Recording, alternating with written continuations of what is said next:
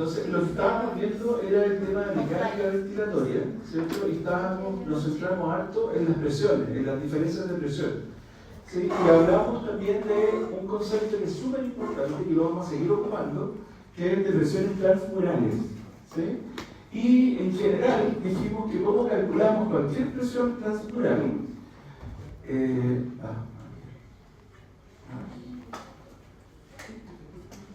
¿Puedo darle a otra, profe? Ya. ¿O no? ¿Se van a dormir? ¿Alguien me da un puesto aquí? Si quieren que te sientes por acá, te puedes, no hay problema. Bueno, nos enfocamos harto en lo de las presiones transmurales y dijimos que este concepto significaba que si la presión transmural era positiva o aumentaba, ¿cierto? Desde cualquier número en aumento, significaba que la cavidad se estaba distendiendo, estaba aumentando su volumen. Y si la presión transmural disminuía, lo contrario. Y también dijimos que si eran números negativos o cero, significaba literalmente el colapso de la cavidad, es decir, el cierre completo. Yo tenía una consulta. Cuando habla de presiones transmurales, ¿se refiere a las presiones transmurales de las dos capas de la pleura? No, de la cavidad. Es una cavidad respecto al espacio exterior. Cuando hablamos de presión transmural, es a través de un muro, donde acuérdense que conceptualizamos el pulmón como si fuera un único gran alveolo, ¿cierto?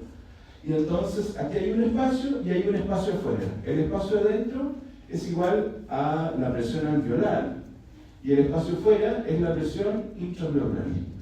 Por lo tanto, la distensión o el volumen que adopta este compartimento va a depender de la diferencia de presión entre la presión dentro menos la presión fuera. ¿Sí? Eso es. Recuerden que la presión para cualquier compartimento, para cualquier cavidad, la presión transmural, ¿cierto? Es igual a la presión interna menos la presión externa. Y por eso, que la presión intrapleural se haga negativa durante la inspiración, determina que la presión transmural se hace positiva o que aumente. ¿Cierto? Porque como se hace negativa, y esto ya es negativo, es negativo, menos por menos es más. O sea, que la presión intrapleural se haga negativa determina que este componente va a determinar que aumente. O sea, ya de los dos términos de los cuales depende esta ecuación sencilla, uno ya está determinando aumento. ¿Cierto? ¿Cómo? ¿Por qué cambiaba la intrapleural? Porque yo me acuerdo que eran los 5, pero como que no. Sí, la presión intrapleural cambia principalmente por el estiramiento o la succión que se genera por el retroceso elástico que se da entre el parénquima pulmonar y el retroceso elástico del tórax, que son fuerzas que empujan en direcciones opuestas. ¿Sí? De hecho, comentamos que el pulmón sin tórax tiende a ser más pequeño, y lo mismo, el tórax sin pulmones se expande. Eso significa que ya no hay una fuerza que se opone a el retroceso elástico. ¿Sí? Y también dijimos que precisamente de esas dos fuerzas opuestas depende la presión intrapleural. ¿Sí? Dijimos que también cuando aumenta, cuando se expande el tórax, se hace la presión intrapleural más negativa, ¿cierto? Hay mayor succión en ese espacio, y que se haga más negativa determina, por tanto, que la presión transmural aumente. Si la presión transmural aumenta, significa que alcanzamos un volumen mayor. Ahora, lo interesante es que esa presión transmural determina el volumen final. El volumen final. Y acuérdense que las presiones se disipan concomitante al cambio de volumen. Eso es súper importante. Lo traje el fuelle ahora, pero acuérdense que mientras estamos expandiendo el fuelle, ¿sí? Mientras lo estamos expandiendo, concomitante a la expansión, al cambio de volumen, hay un cambio de presión. Y hay flujo, por tanto. Y cuando llegamos al volumen máximo, por decirlo así, del fuelle extendido, ya no hay flujo. ¿Sí? Es decir, el cambio o el flujo es concomitante hay delta P. Y para que haya flujo, debe haber delta P. Si no hay delta P, no hay flujo. ¿Sí? ¿Sí? ¿Se acuerdan jóvenes de eso? Pero yo me acuerdo que a algunos compañeros les costó esto de la presión transmural, por eso yo quise partir con eso, hablando de la diferencia, ¿cierto?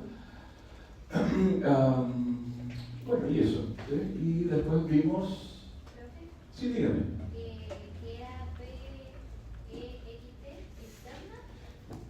Claro, la presión fuera o externa del compartimento, del muro. En este caso, el muro sería el pulmón, el parénquima pulmonar propiamente tal. ¿Sí?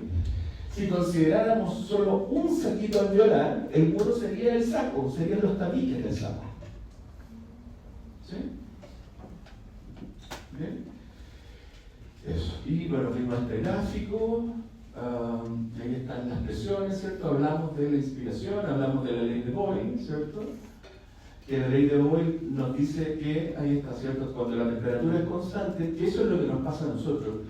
La temperatura, ¿por qué es constante? Eso no creo que no lo dije en esa clase.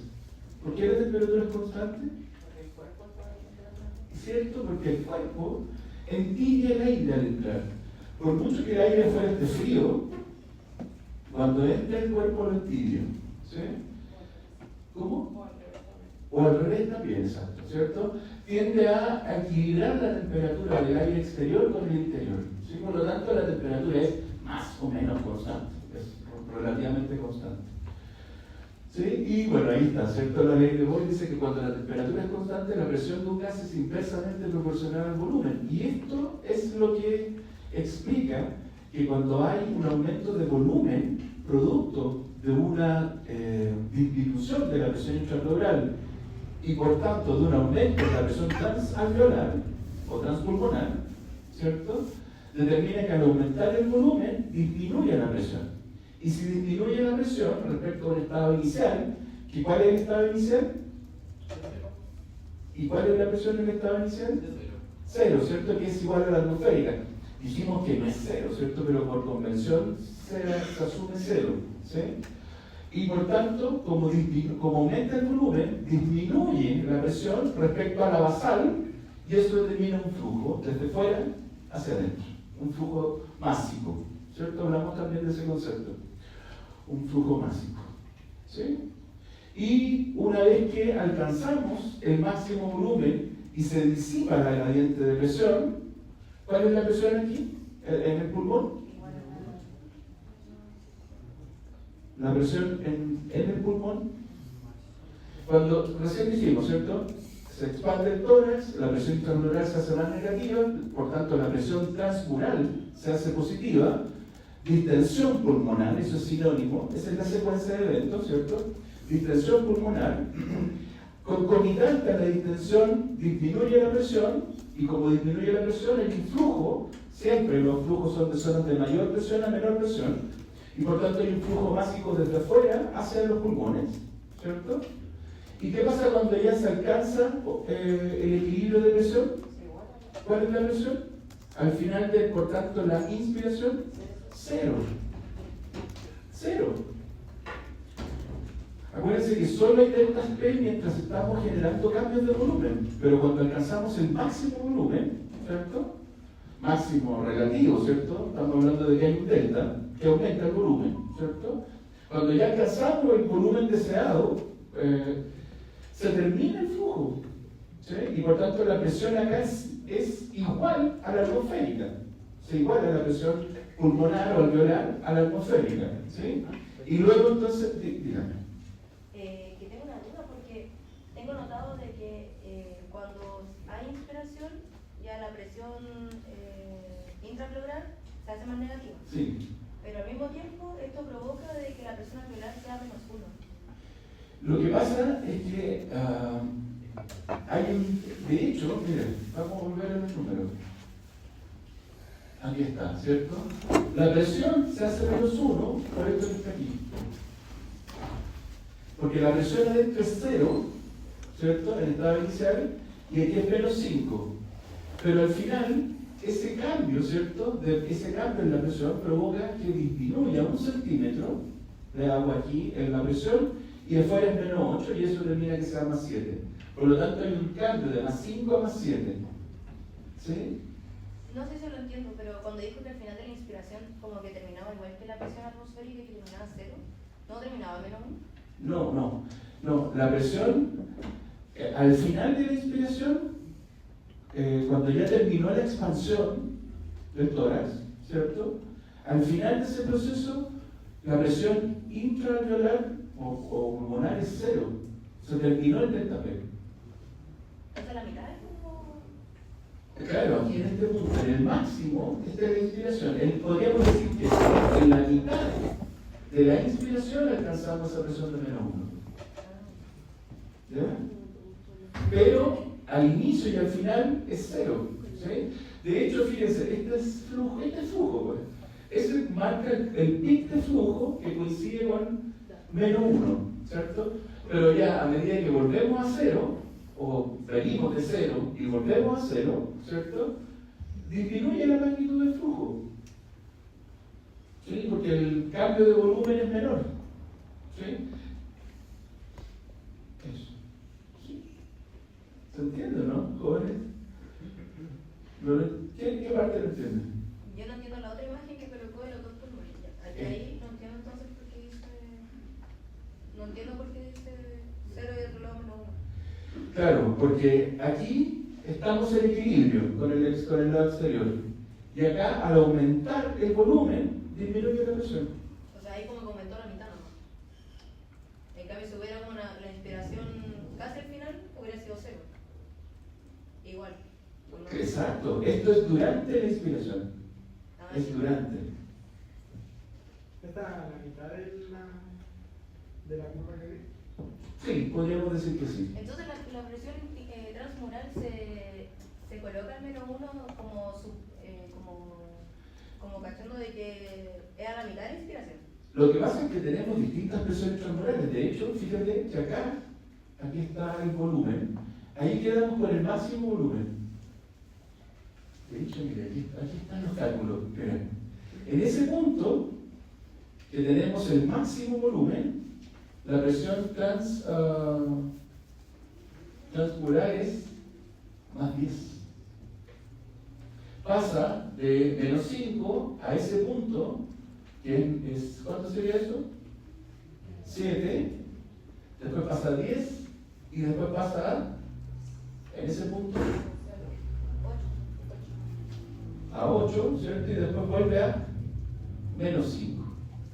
Esa es la intraalveolar, ¿sí? ¿Se dan cuenta cómo va variando?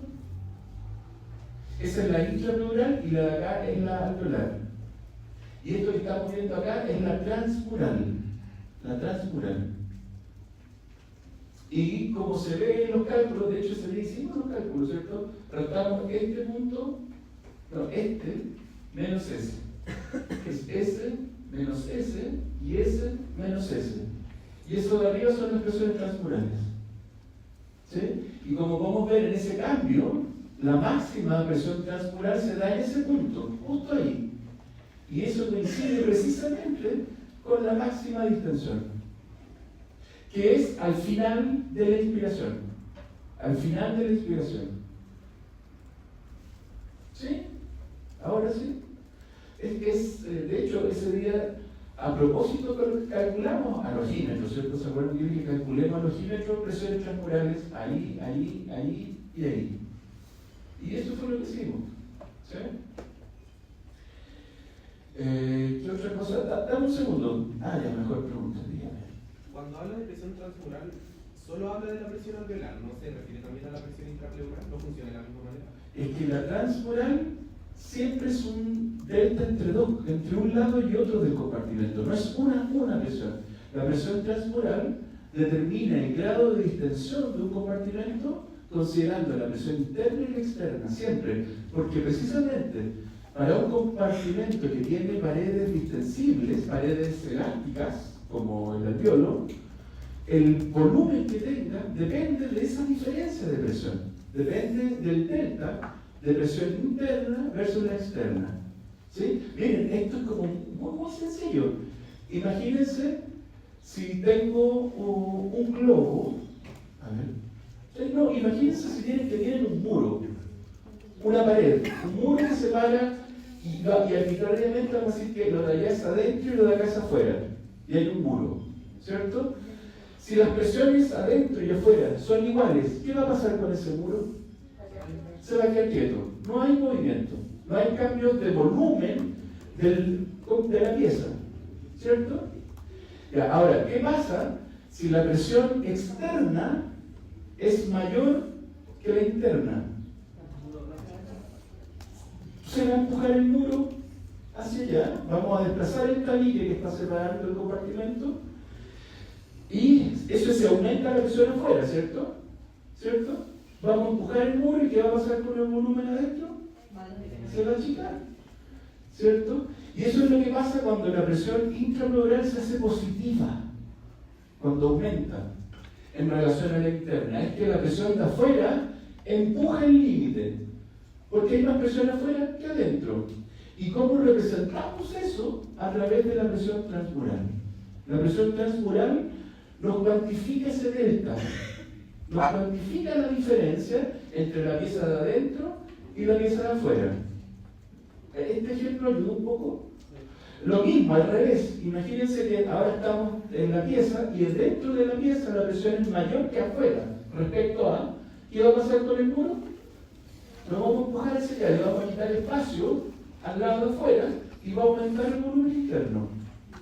Eso es igual a que la presión intrapleural disminuye en relación a la presión alveolar. ¿Se dan cuenta ahora, jóvenes?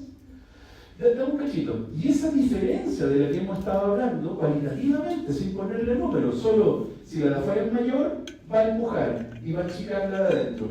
Si la de adentro es mayor, va a empujar y va a expandirse el compartimento. Y si son iguales, no va a pasar nada. Se va a quedar a un volumen fijo, ¿cierto?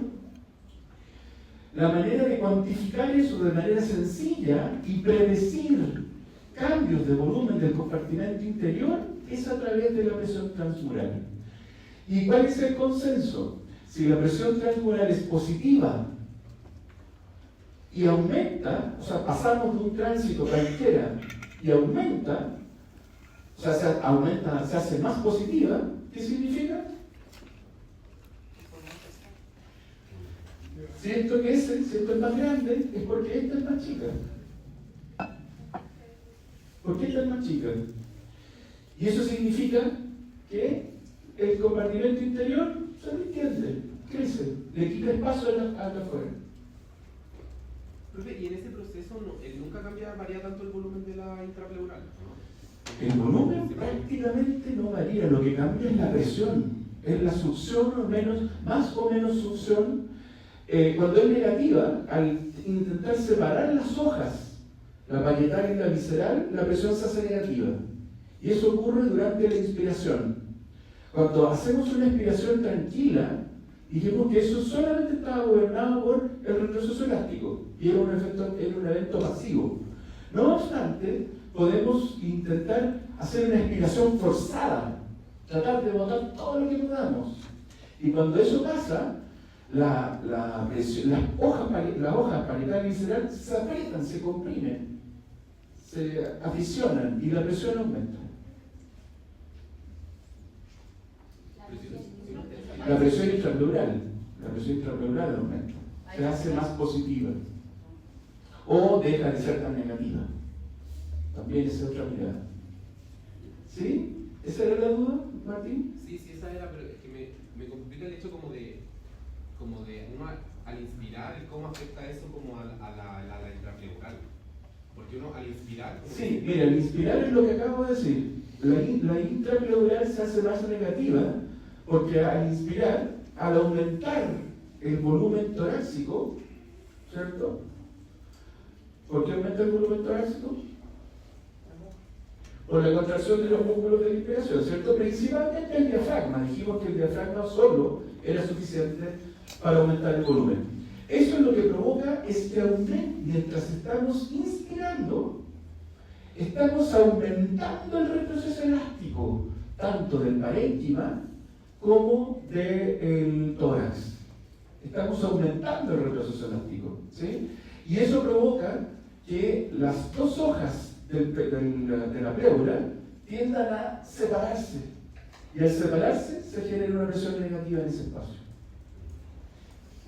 ¿Sí? Y si expiramos, botamos lo más que podemos y usamos los músculos accesorios de la expiración para hacer una expiración forzada, ¿cierto? Estamos comprimiendo la pared torácica con el pulmón, estamos disminuyendo el volumen y comprimiendo las hojas de la pleura, y por lo tanto se hace positiva la presión adentro, o se hace menos negativa. Se hace más positiva, de hecho, en una expiración muy fuerte, en una expiración muy forzada, incluso se hace positiva. Entonces, cuando se inspira, como que aumenta la tensión del alveolo hacia adentro. ¿Cómo? Como que cuando uno inspira, la tensión que puede tirar como el alveolo hacia adentro de la pleura, como de la pleura hacia adentro, como que ese es lo que aumenta y hace que se genere la presión negativa. Aumentan las dos, porque las dos, mira, desde una condición de reposo, desde un volumen, es bueno que empecemos a hablar de volúmenes, ¿ya? Desde un volumen torácico que contiene los pulmones y por tanto de un volumen pulmonar, de un volumen basal que se alcanza al final de un ciclo respiratorio. Al final de un ciclo respiratorio, las presiones del nuevo son 0 y 0, ¿cierto? No hay delta P al final del ciclo, ¿cierto? Y por tanto, ese volumen es igual a, ¿cómo se llama? Ya le habíamos puesto el nombre a ese volumen. La capacidad funcional residual. Y ese volumen que refleja el equilibrio perfecto en reposo entre el retroceso elástico del parénquima pulmonar y la expansión torácica, que es un retroceso elástico también, pero en la dirección opuesta a la del pulmón. ¿Sí? ¿Sí? Y por tanto, el volumen del tórax y por tanto la capacidad funcional residual, vamos a definir eso en detalle en la siguiente sesión, depende precisamente de esas dos fuerzas. Y lo que está en el medio jugando de manera fisiológica son cambios en la presión intrapleural.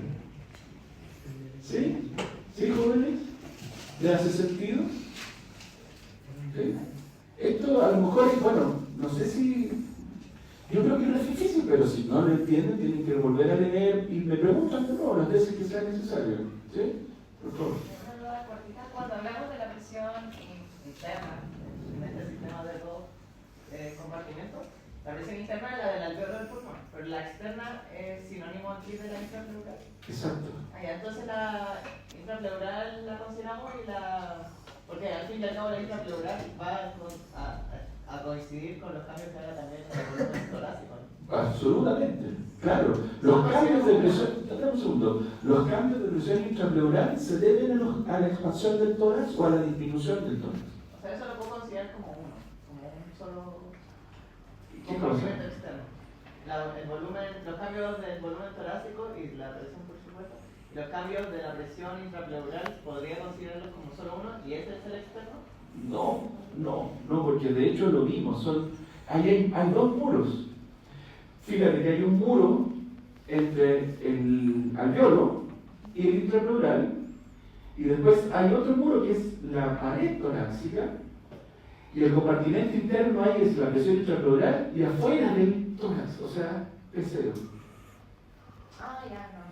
Entonces sí. Podemos definir una presión transmural para lo importante es definir de cuál estamos hablando.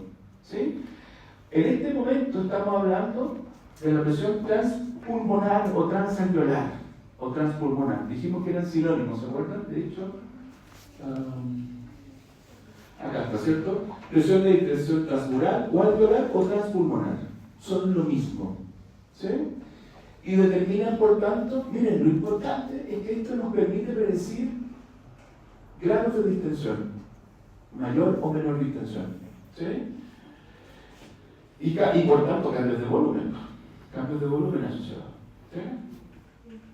¿Qué otra cosa más? Bueno, ya lo vimos, ¿cierto? Esto es más familiar para ustedes, ¿cierto? Porque esto es como más anatomía, ¿cierto? Pero no hay que olvidarnos del retroceso elástico alveolar y el retroceso elástico del tórax. ¿Sí? De eso depende todo. ¿Sí?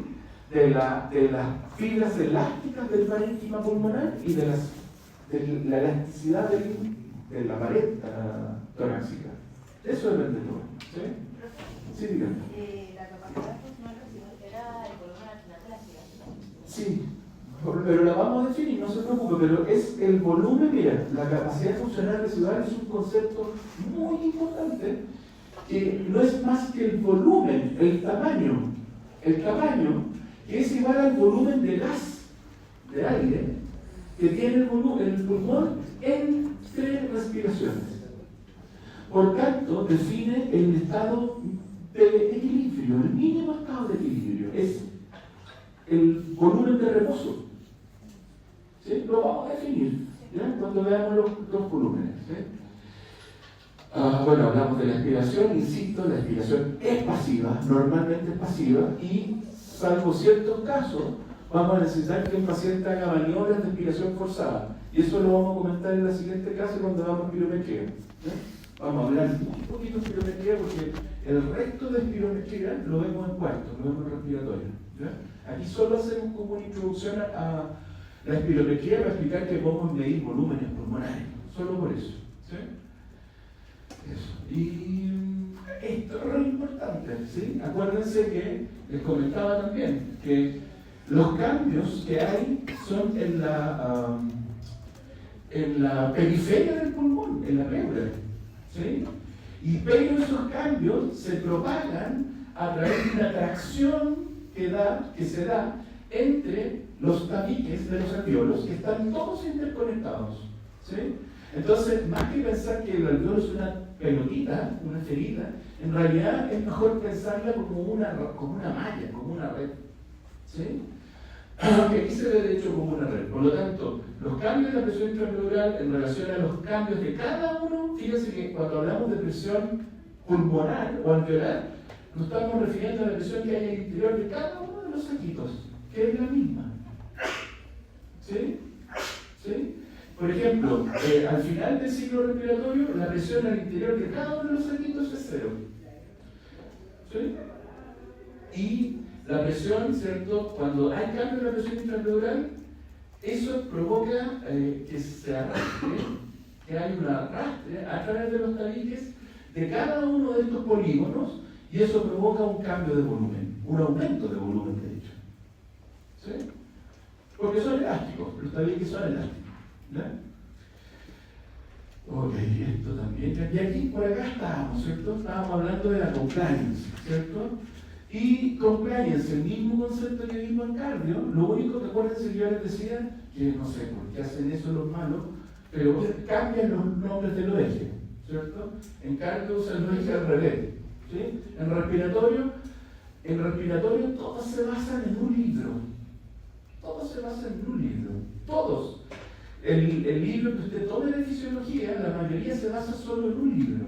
Por eso que en respiratorio no hay discrepancias como lo que pasa en cardio. ¿Ya? ¿Cómo se llama? Famosísimo. No hay que aprender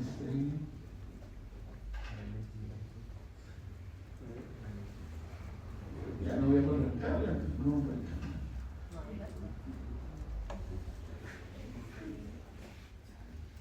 Ya no me acuerdo, pero el tipo, una eminencia linda y él, que todos los monos que van a ver, lo sacaron de su libro. En cualquier libro de eso, son adaptados de ahí. ¿Sí? Así que no hay grandes diferencias. ¿Sí? Y dijimos que la compliance, ¿cierto? Era. ¿Qué es lo que es la compliance? Díganme ustedes. La distensibilidad. ¿Y qué significa eso? ¿Cómo? ¿Cómo reacciona el volumen a la presión? ¿Cómo se traduce? ¿Cómo? La compliance es una magnitud que nos da cuenta, nos informa de qué tanto cambia el volumen cuando yo aplico un cambio de presión. ¿Cierto? Cada vez que yo genero un cambio de presión pulmonar, va a haber un cambio de volumen asociado. ¿Sí? Y la compliance, si yo aplico una unidad de cambio de presión y veo un pequeñito cambio de volumen, significa que la compliance es bajita. Y al revés, Si aplico una unidad de cambio de presión y veo un gran cambio de volumen, la compliance es alta. Eso significa, o esa es la interpretación, ¿sí? Porque así se expresa, ¿cierto? Si aumenta cada vez que genero, imagínense, cambio una unidad de presión, ¿cuánto cambia esto? Si el volumen cambia mucho, todo este número es grande. Por lo tanto, la compliance es grande, ¿sí? Si cambio una unidad de presión y el volumen cambia un poquitito, entonces la compliance es baja, ¿sí? Es baja, ¿sí? Ok, y dijimos que en el pulmón aislado se da este fenómeno, ¿cierto? En el cual el curso, si nosotros partimos generando cambios de presión, estos son pulmones aislados, ojo con eso, pulmones aislados que por fuera se inflan, porque la presión transmural no importa cómo la consiga, puedo conseguirla por presión positiva desde fuera, inflando el globo, ¿sí? Por tanto, en este caso, la inspiración tiene ese curso y el volver a condiciones normales, que sería la expiración, tiene ese otro curso, ¿sí? Podríamos decir que cuesta más, o la inspiración cuesta más aquí. En esta parte, por ejemplo, podríamos decir, o no podríamos decir, se constata que la compliance es baja. Acá tenemos un punto más o menos constante, ¿cierto? Es casi una recta esa región. Y acá comienza a disminuir de nuevo, ¿sí? Entonces, a volúmenes pulmonares bajos,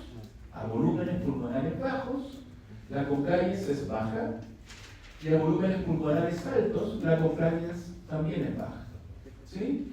Es análogo a lo que pasa con un globo.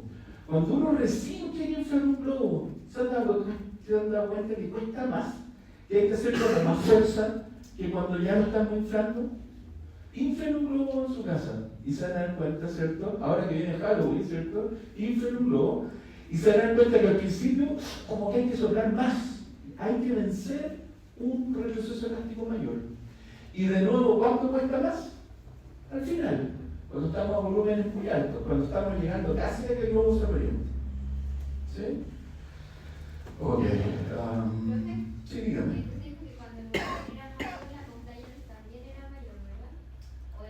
Menor, pero ojo, que a volúmenes altos pulmonares la compliance comienza a disminuir y a volúmenes bajos la compliance también es baja. Baja en términos relativos, ¿cierto? Porque fíjate que aquí tengo que volver los pulmones de la mañana, ¿cierto? Lo que nos permite cuantificar eso es esto. La pendiente de la curva. Ahí estamos viendo distintas zonas de compliance, ¿cierto? Mientras menor es la pendiente, menor es la compliance. Eso significa que por cada delta, por cada cambio de unidad de presión, cambia poquito el volumen y por tanto la pendiente es más pequeña. En términos relativos, si comparamos, por ejemplo, la pendiente de esta recta con la pendiente de esta recta. ¿Sí? ¿Sí, jóvenes? ¿Sí? De hecho, esto es una pendiente. ¿Sí? Es una pendiente de la curva. ¿Ok? Y ahora ya estamos recién donde quedamos la última vez. Estamos llegando a esa parte.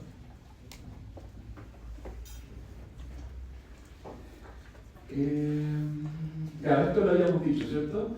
Que las curvas presión-volumen en pulmones aislados no dependen de cómo logro el cambio de volumen, sino que dependen solamente de la presión transpulmonar, no cómo la consiga, ¿cierto? Y por tanto, nosotros en condiciones fisiológicas aumentamos volumen disminuyendo la presión intraneural. Eso es lo fisiológico. Pero también podríamos tener presiones transmurales positivas, es decir, aumento, distensión, con presiones positivas intraalveolares. Presiones positivas intraalveolares. Y eso sería igual a lo que decía recién, a inflar el pulmón.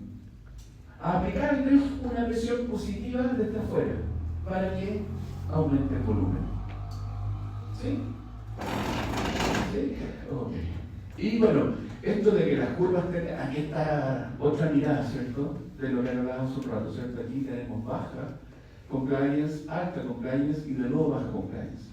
Acá tenemos la curva de inspiración y acá tenemos la curva de expiración, ¿sí? Que es pasiva, como habíamos dicho, ¿sí?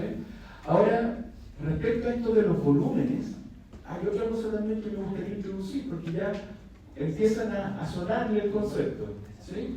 Acá está el volumen de la capacidad funcional residual.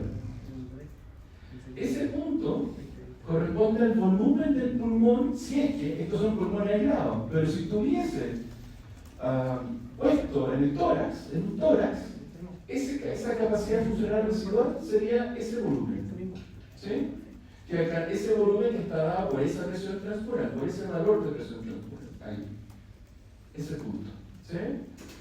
El menor volumen que habíamos dicho, ¿se acuerdan que hay un menor volumen al cual la compliance es baja, muy baja, que es cuando recién estoy empezando a inflar el globito, ¿cierto? Ese volumen bajo es el volumen residual, así se llama. El volumen residual es el mínimo volumen que puedo tener en el pulmón. No puedo tener menos volumen que ese, ¿sí?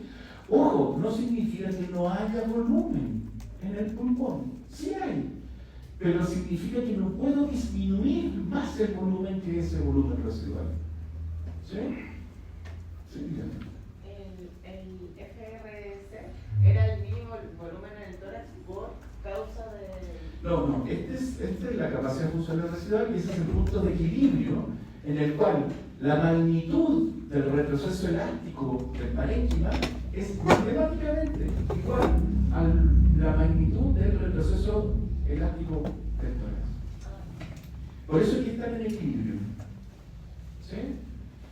Por eso es que hay un equilibrio. Vamos a seguir masticando ese concepto. Después uno habla de esto nomás, de capacidad y volúmenes. ¿Sí? Ok. Díganme. Pero entonces, a ver, la capacidad funcional residual dijo que era el equilibrio entre... Lo primero es que la capacidad funcional residual es un volumen. Es cantidad de aire que tiene el Ya, pulmón. pero por ejemplo, ese volumen sería como en el que existe un flujo. No, es un volumen. Es solo un volumen, no importa cómo lo alcancen, es solo un volumen. ¿Sí? Y ese volumen corresponde a un punto de equilibrio entre las dos fuerzas de las cuales dependen los cambios de volumen: el retroceso elástico del pulmón y el retroceso elástico del tórax. ¿Ya? Dígame. Para llegar al volumen residual se necesita, por ejemplo, una expiración muy forzada. O naturalmente una respirar se llega a ese volumen. Sí, una forzada. Muy bien forzada. Vamos a hablar de todo eso. ¿Ya? Cómo llegar al volumen residual. ¿Sí? Eso. Y bueno, acá quedamos, ¿cierto? Vimos que aquí hay una adaptabilidad disminuida. Acá esta es una curva normal y esta es una aumentada, ¿cierto? Porque aquí está aumentada. ¿Cómo sabemos que aquí está aumentada? ¿Cuál sería la mejor respuesta? Con la pendiente, ¿cierto? Claramente, si comparamos cualquier punto, las pendientes ahí son más altas para cualquier punto que comparemos de presión transpulmonar. ¿Sí? Y dijimos, y con esto terminamos la clase pasada, que esto tiene una relevancia fisiológica. Esto se cuantifica, entre paréntesis, ¿sí? Y ayuda muchísimo al diagnóstico de dos patologías respiratorias súper prevalentes y que necesitan tratamiento, ¿sí? Una es la fibrosis pulmonar y esta es el enfisema, ¿sí? ¿Qué podríamos decir que pasa en la fibrosis pulmonar? Disminuye la compliance, en relación con el enfisema, en que aumenta la compliance, ¿sí? Y bueno, comentamos, ¿cierto?, de que la fibrosis es una de las causas comunes, es la silicosis, o en general aspirar polvos contaminantes.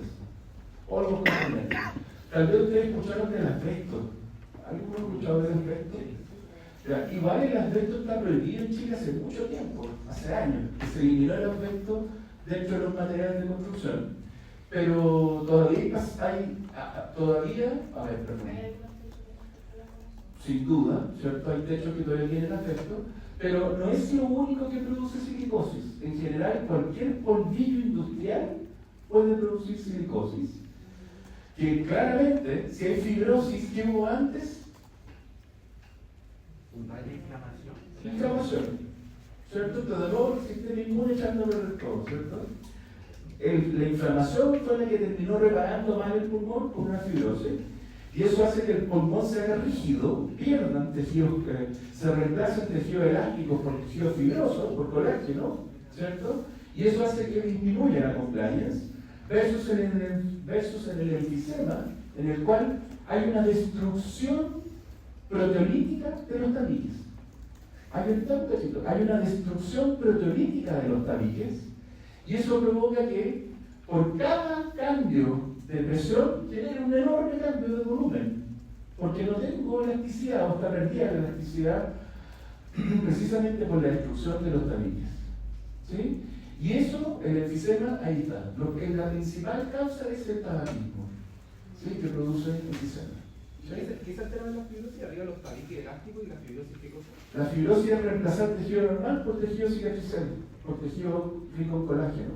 Por lo tanto, se pierde fibra elástica y se reemplaza por colágeno, que no es elástico.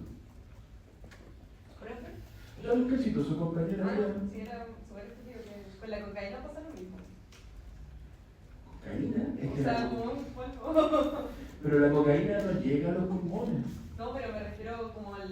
No a lo que como jalando, pero me refiero como. El mismo concepto como de un polvo que respiraste y te llegó a los pulmones por. Depende. Como es la misma. Depende, porque depende, como se dice en el AMPA, depende de la calidad de la cocaína. ¿Sí?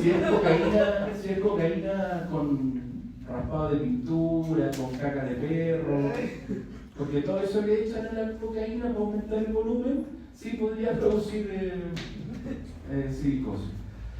Ahora, yo creo que la persona se va a morir antes por la adicción que hacer silicosis. Ojo con eso, sí. ¿Sí? Va a ser probable que muera antes por la adicción a la cocaína que por... ¿Sí? Yo creo que en las dos se afectan las fibras elásticas, pero como que afectan de distinta manera. Como que no. Sí, lo que pasa es que acá se pierde elasticidad, en cambio acá se rompen los tabiques. Por lo tanto, como los tabiques están destruidos, cuando aumenta el volumen ya no hay una resistencia al cambio, ya no hay propiedad elástica y se expanden mucho. En el otro caso, los tabiques están, pero son reemplazados por tejido fibroso. Y por lo tanto, cada vez que aplico un cambio de volumen, como el tejido fibroso no se estira menos. Y eso obviamente, bueno, ambos casos provocan una alteración en la función respiratoria. ¿Sí? Vamos a ver, pero eso lo hemos puesto, todas las que afectan a una cosa y los volúmenes. Dígame. En el enfisema, si hay destrucción del tejido elástico, no entendí si es que afectan solamente la expiración o afectan la inspiración y la expiración. Ya, qué buena pregunta. Afecta las dos cosas, pero básicamente cuando se aumenta el volumen, no cuesta nada que se aumente el volumen. ¿Sí? No aumenta prácticamente nada. Pero no produce tanto como problema. Sí produce porque la retracción, el retroceso está afectado. No, me refiero a que no produce como tanto problema al inspirar, sino que más al expirar.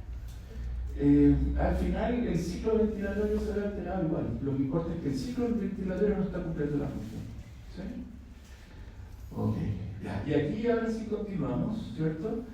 Aquí vamos a hablar de que esta curva, este evento de histeresis, ¿cierto? Acuérdense que la histeresis significa que hay dos curvas distintas dependiendo del punto de origen, ¿cierto? Si partimos de aquí hacia allá, es esa curva, pero si hacemos el camino inverso, no volvemos por el mismo camino, volvemos por un camino distinto.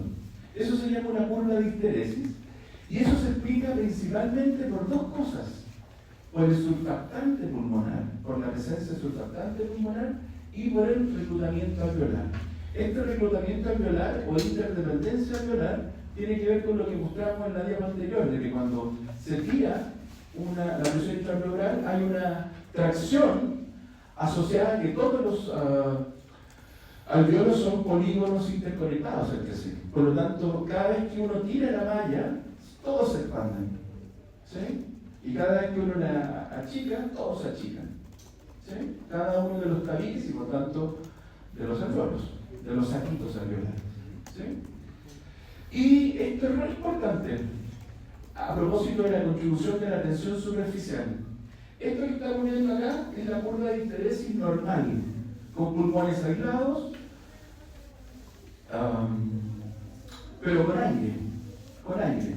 ¿Sí? O sea, inflando los pulmones como si tuviésemos pulmones, pero con nosotros generando presión positiva desde afuera. Esta curva que estamos viendo acá es lo mismo, pero se llenan los pulmones al interior de solución fisiológica, de suelo fisiológico. Es decir, se elimina el aire. ¿Sí? Ahora hay agua adentro. ¿Sí? Y miren qué pasa con la curva de interesis.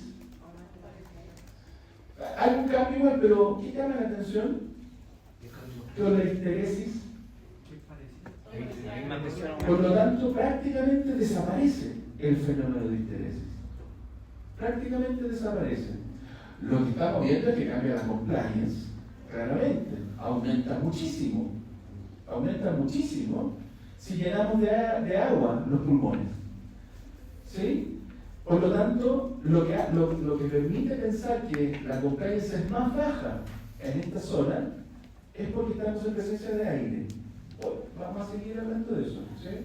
Pero aquí, cuando ya tenemos los pulmones llenos de agua, aumenta la compliance, pero lo más importante es que la diferencia en la curva de compliance entre la inspiración y la expiración prácticamente desaparece.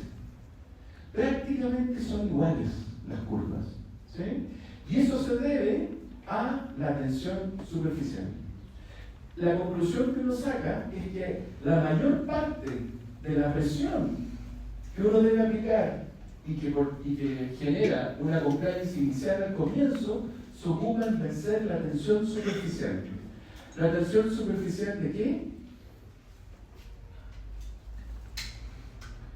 Ya, tenemos que hablar de tensión superficial. ¿Sí? Esto ya lo vimos en circulatorio, pero lo vamos a mirar de otra manera aquí. ¿Sí? Pero lo primero es que el fenómeno de tensión superficial, la tensión superficial, es un fenómeno que ocurre en interfaces. Es un fenómeno de interfaces. ¿Qué es lo que sería una interfase en este caso? Muy bien, agua y aire. Esto está, lo que estamos hablando acá es de eso, ¿cierto? Estamos hablando de los saquitos alveolares, que en realidad son células que tienen una capita de agua. Tienen agua, no pueden meter el agua, no pueden estar secos. Tienen una capita de agua muy fina, porque son células que están vivas. Y aquí en el saco hay aire. Por lo tanto, en esta región se da una interfase agua-aire. Hay dos fases. ¿Sí? Y esta tensión superficial, insisto, es un fenómeno que ocurre en interfaces. Y en particular con el agua. ¿Qué significa eso? Que si nosotros ahora miramos de nuevo, representamos el alveolo como una esfera, ¿cierto? Ya no olvidamos de los saquitos. Acá tenemos aire y acá tenemos agua en esta superficie. ¿Sí? Agua. Aire, agua. En las interfaces, el agua tiende a aumentar la fuerza de cohesión entre las moléculas que están justo en la interfase. Justo en la interfase. Miren, tenemos agua.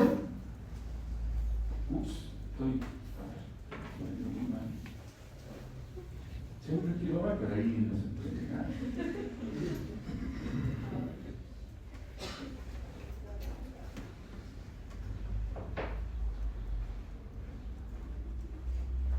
Esto es agua y esto es aire.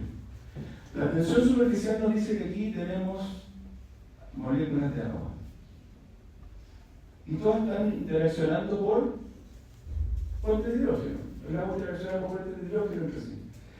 Pero el agua que está en la interfase tiende a generar una fuerza cohesiva entre ellas, en el límite. Una fuerza cohesiva muy alta. las moléculas de agua tienden a unirse muy fuertemente una a la otra. Muy fuertemente. ¿Por qué? Porque aquí hay aire, pues. Aquí hay otra fase. ¿Sí? De hecho, el aire podríamos considerarlo para el agua una superficie hidrofóbica. Hidrofóbica en el sentido de que, ¿cómo son las interacciones del aire? De acuerdo a la teoría cinético molecular. ¿Cómo son en el aire? Muy débiles por la distancia que hay entre las moléculas. Muy débiles. Profe, entonces como en el caso del agua sería como el ordenamiento por electromagnetismo de las moléculas, así como para que se ordenen más cohesivamente como entre el aire y el final como de la muestra que va a tomar el aire, ¿o no? Sí, sí, así es. ¿Sí? O sea, su compañero es una palabra re buena, electrostático. Cuando hablamos de puentes de hidrógeno, dipolos inducidos para que se aproveche el electromagnetismo. ya, pero acuérdense que el agua es intrínsecamente polar, no necesita dipolo inducido. El agua es intrínsecamente polar. ¿Ya? Pero eso es electromagnetismo igual, tiene razón, ¿cierto? Y por tanto, lo importante es que la tensión superficial es una fuerza cohesiva de adhesión, de unión entre partículas de una fase en relación a la otra, justo en la interfase. O sea, aquí termina la capa de agua y las moléculas de agua, cada una de ellas se alinea de tal manera que la fuerza entre ellas es máxima. Y de ahí viene la fase aérea. ¿Sí? Eso se llama tensión superficial. ¿Sí? ¿Qué produce eso? Sí, ahora es súper importante. ¿Por qué? Porque los alveolos, aun cuando hemos hablado todo el rato que son sacos, se tienden a conceptualizar matemáticamente como esferas. Esa es la conceptualización matemática y funciona. Se modelan matemáticamente como esferas y eso funciona. ¿Sí? Y como tenemos una esfera, en esta esfera van a jugar tres parámetros relevantes. La presión dentro del alveolo, la presión dentro del saquito alveolar, la presión dentro del alveolo, ¿sí? Que la presión entre paréntesis empuja hacia afuera, ¿cierto? Acuérdense que estas presiones tienen que ver con las presiones transmurales, ¿cierto? Esta presión empuja hacia afuera y en el caso de la interfase agua-aire, aquí el límite tiene pura agüita y aquí hay aire. Todo lo que rodea esto es aire. Por lo tanto, va a ocurrir un fenómeno de tensión superficial, es decir, un aumento en la fuerza cohesiva que va a aumentar T. T es la tensión superficial, que es una fuerza.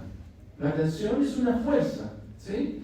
¿Y cómo se resuelve una fuerza de tensión en paredes distensibles?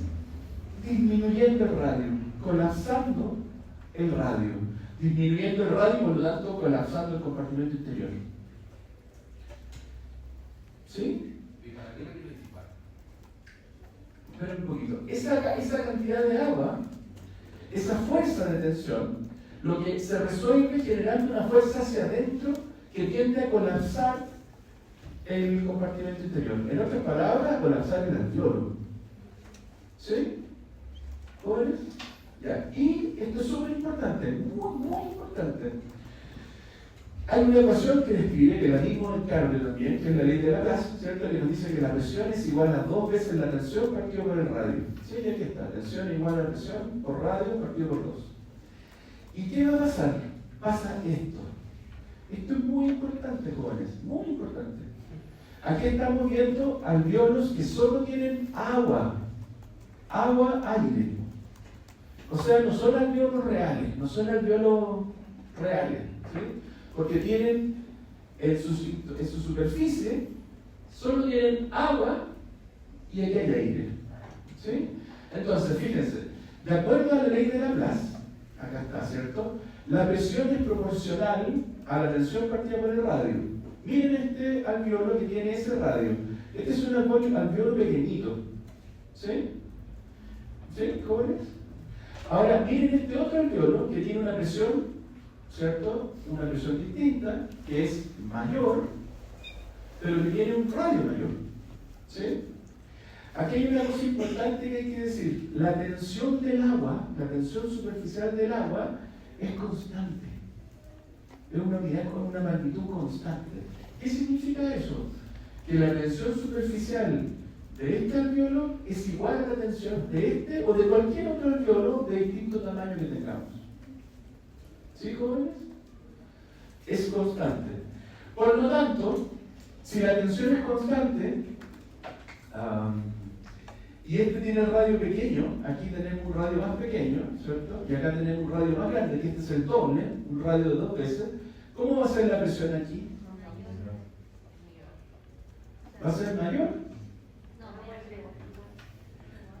A mayor radio, menor presión, ¿no? Si tenemos esto constante, o sea, si esto vale 10, aquí y aquí vale 10, pero este radio vale 1 y este vale 2, Va a ser mayor. ¿cuánto vale la presión aquí?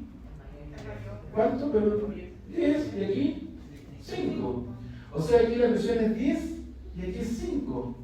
¿Qué debería ocurrir? Un flujo. Tenemos un delta P. Un delta P. Y siempre es de zonas de mayor presión a menor presión. Por lo tanto, va a haber un flujo de aire desde este alveolo hacia el otro. Y este alveolo va a colapsar. Los alveolos pequeños van a colapsar. Colapsan. Porque se resuelve la tensión superficial a medida que la presión se disipa. Porque tenemos un delta P, pero ese delta P no es permanente, se gasta. Acuérdense que es una gradiente. No hay nada que impida gastarla. Por lo tanto, esto va a determinar que la presión, que es mayor en alveolos pequeños, genera un flujo másico de gas desde estos alveolos a alveolos más grandes, y estos alveolos colapsan. Colapsan. ¿Qué significa que colapsan? Que alcanzan su mínimo volumen y por lo tanto se cierran. Se pierden unidades alveolares. Sí. Eso pasaría si no hubiese surfactante pulmonar. Surfactante pulmonar. Lo que acabamos de decir solo pasa si no hay surfactante pulmonar. Es decir, si solo hubiera agua-aire. ¿Sí? Miren este ejemplo. Aquí veanlo por favor. Es lo mismo que acabamos de hacer, pero ahora con número.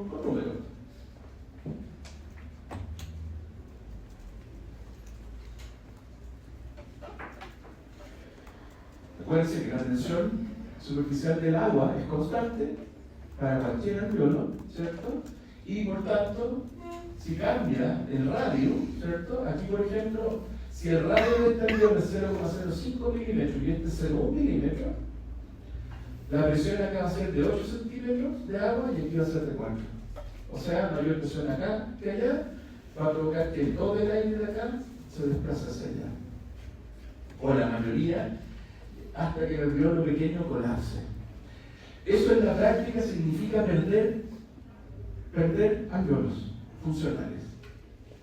O sea, provoca disminuir la capacidad pulmonar, provoca disminuir los volúmenes, pulmonares. ¿Sí? Dígame. Profe, pero, o sea, sé que aquí se está modelando el alveolo como una esfera, pero si volvemos como al concepto de saco y de que todos funcionan como una red, si, no sé, supongamos partimos de aquí y va disminuyendo hasta la cantidad más grande, por un tema de presión y flujo, debería como el rebote devolverse al otro lado. No, porque. No. Pero ahí No. no sé qué pasaría, ¿sabes? Como pienso eso, pero Ya, no pasa eso. No hay rebote. La presión se disipa hasta que llega a cero. O sea, ahí como la lógica sería que iría por el espacio que quedaría y volvería como afuera por el resto de la piel. La consecuencia de esto es que todos los alveolos pequeños van a transferir su gas, su volumen, a los más grandes. Y todos los alveolos pequeños van a colapsar. Eso significa, o eso determina este fenómeno. ¿Sí? Dígame. Una consulta, sé que esto no son alveolos reales, pero en la fisiología normal, ¿quién nos entrega la No, esto pasaría en cualquier persona, esto se constata en la realidad, en cualquier individuo que no tenga surfactante pulmonar. Pero en la normalidad, ¿quién nos da la tensión superficial? Porque no hay agua en los pulmones. Sí, hay, pues, eso es lo que acabo de decir. No, me mató, no con. La celulita. La célula es la que está dando la tensión. Claro, aquí estas células tienen una capa de agua, no están secas. O sea, cuando hablamos de la capa de agua, estamos hablando de cada célula unida entre sí que forman el Por supuesto, exacto, así es. Sí, pues sí, no hay que perder de vista que los alveolos son células. Son el citoplasma, las membranas de células del neumocito. ¿Sí? Bueno, entonces, ¿quién impide este efecto? El surfactante pulmonar. El surfactante. ¿Ya? Esto es súper importante, sobre todo lo van a escuchar en niños prematuros. ¿Sí? Pero el surfactante pulmonar, ¿qué es? Es una mezcla de fosfolípidos, entre un 85 y un 90%, y proteínas. Y es secretada por los neumocitos tipo 2, y lo que provoca es disminuir la tensión superficial de la capa de agua. ¿Por qué? No es que el agua desaparezca. Miren, ahora vamos a mirar el citoplasma de una célula desde arriba, y esto es agua. Esta es la capa, aquí hay agua y aquí hay aire. ¿Sí? Esto es una célula, aquí hay la capa de agua, una pequeña capa de agua que la rodea, que la baña, y aquí hay aire. ¿Sí? El surfactante se secreta como islitas. Son lípidos, principalmente fosfolípidos, que se secretan como islas, como pequeñas islas, y eso provoca una discontinuidad en la fuerza cohesiva del agua. ¿Sí? Lo voy a poner aquí. Imagínense que estamos mirando el saco alveolar desde la fase aire, y aquí vemos una capa de agua. ¿Sí? Lo que veríamos con el surfactante pulmonar son como parches de fosfolípidos. ¿Cómo? Sí, algo así, como una balsa lipídica, pero esto es extracelular. Esto se secreta al agua extracelular. ¿Sí? Y el hecho de que tengamos esta secreción de este surfactante, que son fosfolípidos principalmente, provoca una discontinuidad en la fuerza cohesiva del agua y baja la tensión superficial. No la elimina, pero la disminuye lo suficiente para que no colapsen los alveolos pequeños.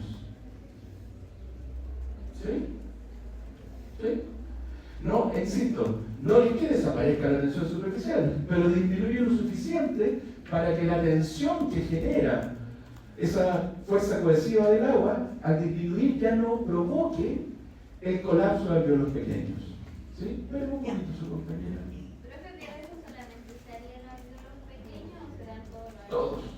Todos, sin excepción, todos. Y ahí eso nos generaría que la diferencia que habría entre los más grandes y los más pequeños se compensara.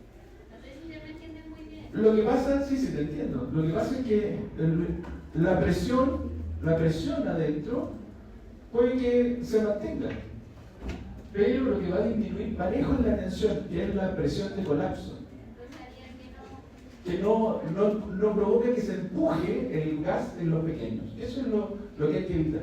¿Sí? Por tanto, esta secreción de surfactante, por favor, dígame. Es que no entiendo, profe, a qué se refiere con la tensión pulmonar. O sea, ¿es como la tensión entre el agua y el aire? No, miren, la tensión superficial, miren, imagínense que todos ustedes son agua, moléculas de agua. Todos ustedes son moleculitas de agua, ¿ya? Y están fuertemente unidos por puentes de hidrógeno. Eso hace el agua, cada uno de ustedes son polares. Y imagínense que esos puentes de hidrógeno que están tomados de las manos, bien fuertes. Y como ustedes son la última capa de agua, para abajo hay mucha agua que fluye, se mueve.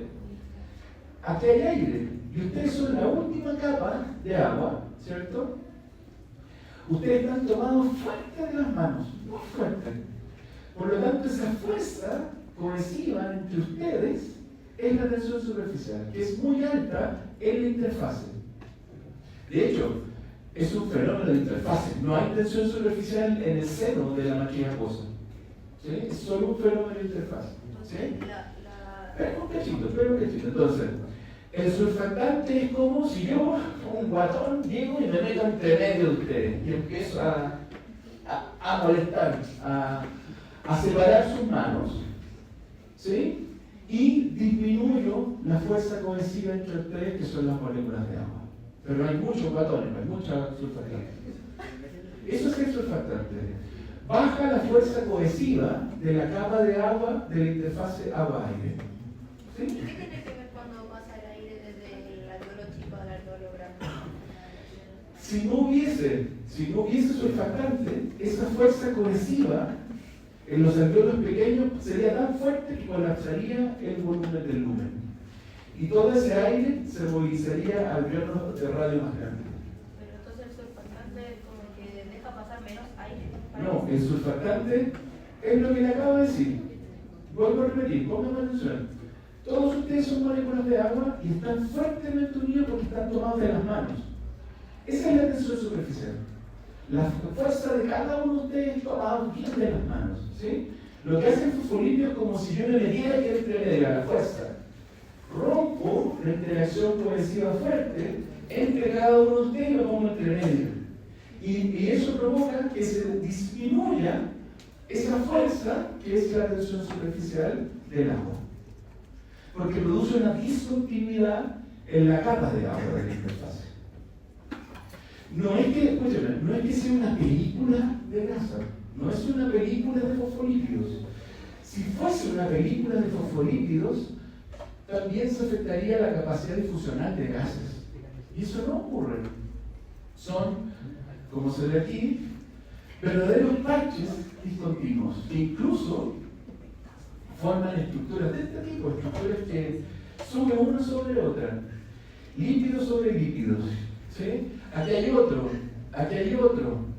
Y esos lípidos generan discontinuidad en la capa de agua. ¿Sí? ¿Jóvenes? Yo creo que ese ejemplo de la cohesión es bueno, ¿no?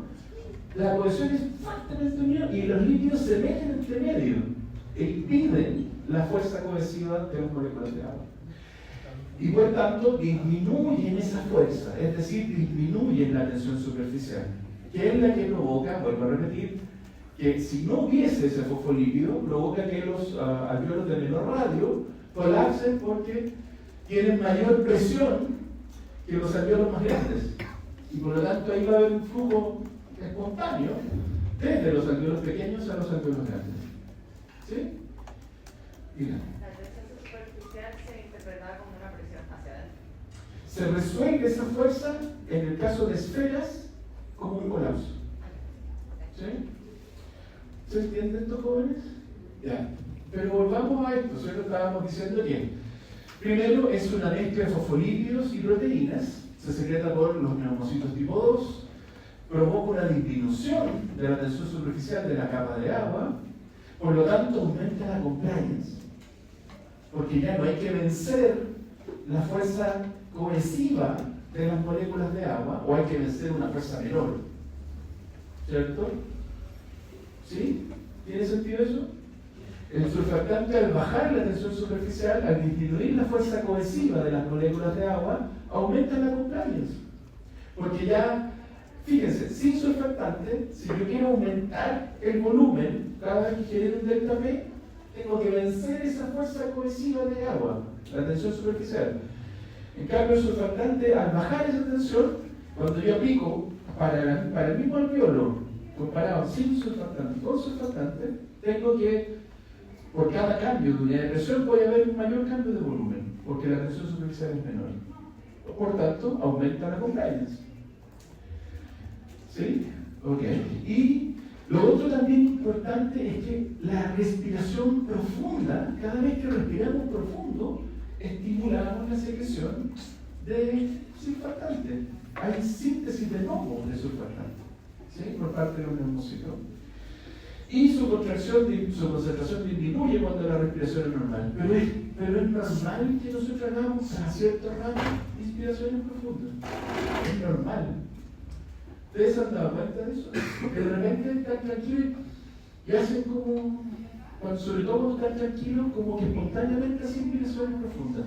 Eso favorece que se secrete, que se recupere el surfactante y se secrete. ¿Sí?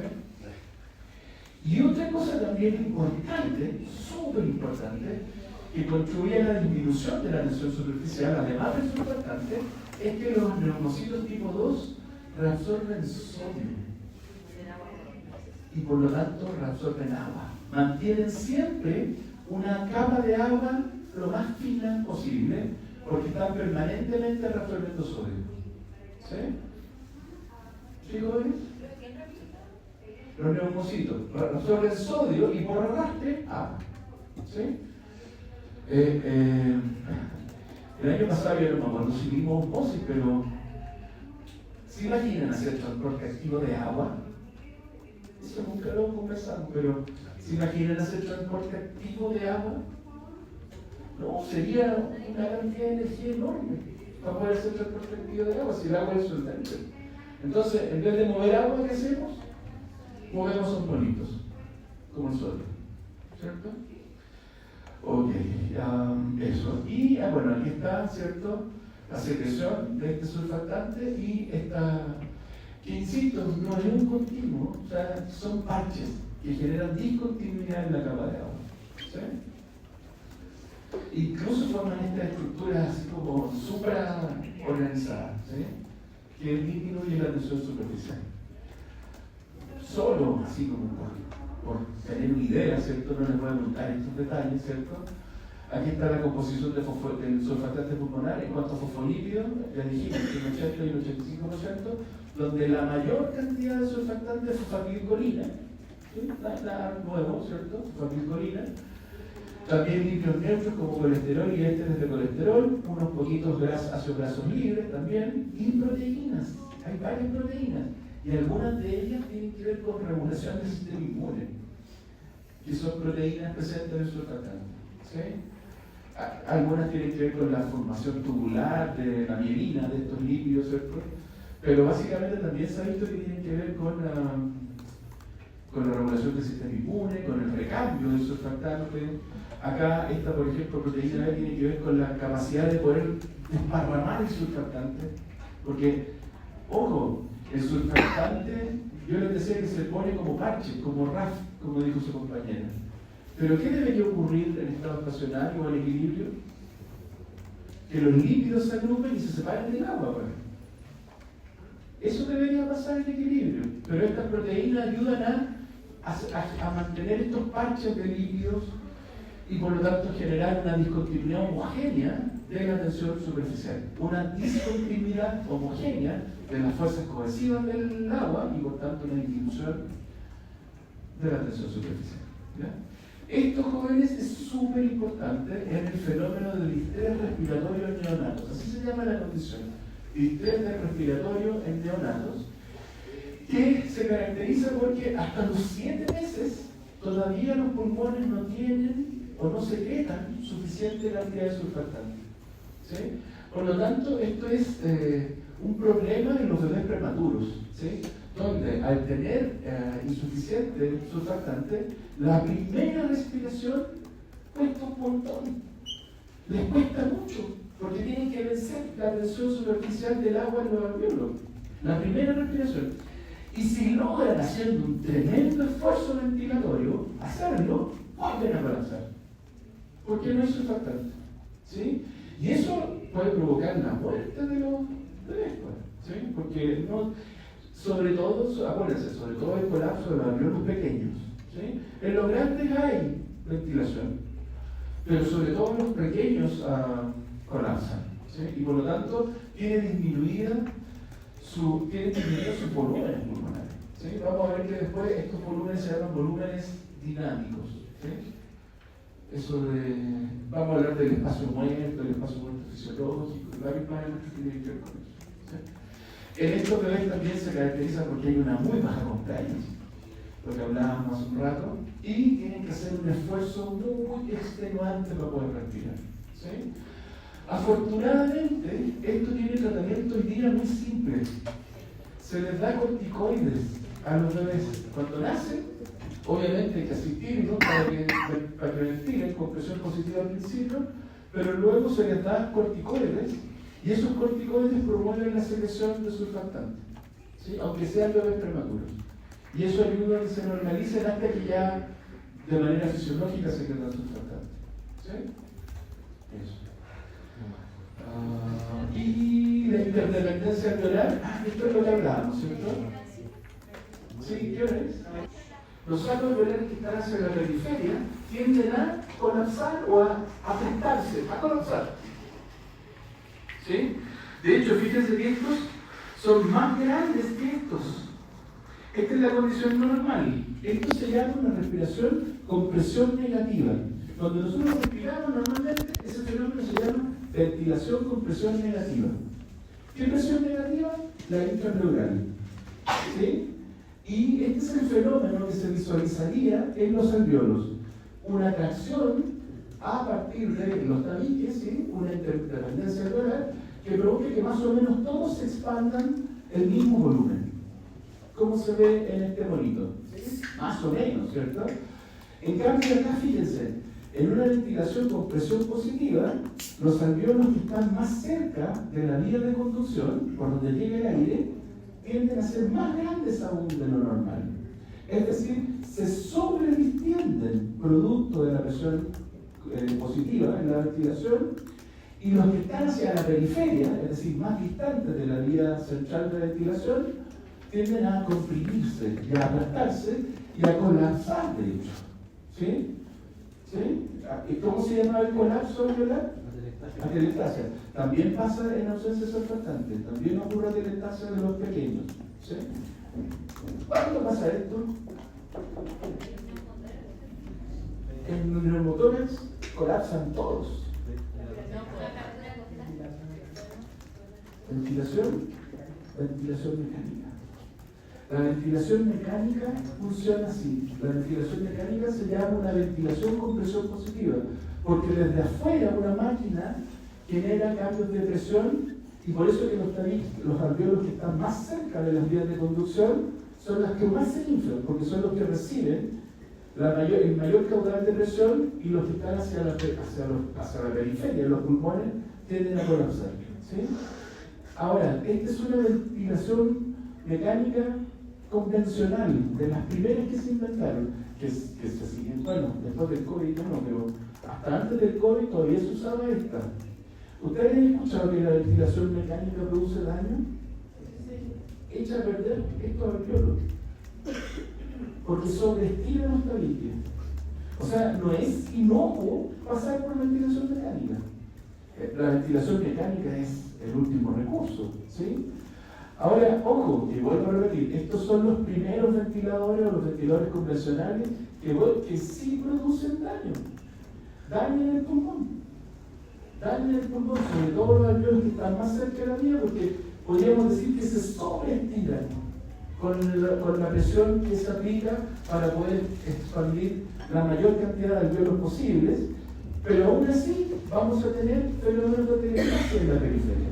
O sea, hay atelectasia en la periferia y sobreestiramiento, sobreexpansión, una expansión suprafisiológica de los alvéolos cerca de la vía de conducción.